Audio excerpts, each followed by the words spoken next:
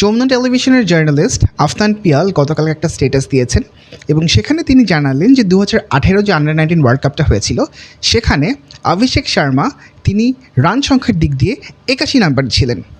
ষষ্ঠ অবস্থানে ছিলেন বাংলাদেশের আফিফ হোসেন ধ্রুব এবং অভিষেক শর্মার নিচে বাংলাদেশের আরও 5 জন ব্যাটার ছিলেন যারা অভিষেক শর্মার চেয়ে বেটার পারফর্ম করেছিলেন সেই আন্ডার-19 ওয়ার্ল্ড কাপে।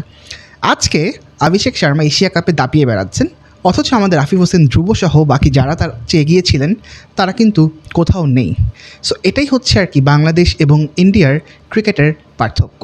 তাদের স্ট্রাকচার, তাদের ডোমেস্টিক লেভেল, তাদের কোচেস, তাদের একটা প্লেয়ারকে গড়ে তোলার প্রক্রিয়া পুরোপুরি বাংলাদেশের আলাদা। তার কারণে তারা সেই রেজাল্টটাও মাঠে পাচ্ছে। যখনই একজন নতুন প্লেয়ার আসছেন তিনি ডেলিভার করছেন, আন্ডার-19 প্রোডাক্টগুলো তারা ন্যাশনাল টিমে এসে বড় প্লেয়ার হচ্ছে। আর আমাদের বাংলাদেশের আন্ডার-19 প্লেয়াররা তারা ওই এইজ লেভেলের এই ভালো প্লেয়ার কিংবা সম্ভাবনাময় প্লেয়ার হিসেবেই থেকে যাচ্ছে, তারা আর সেই বড় প্লেয়ারটা হতে পারছে না আনফর্চুনেটলি।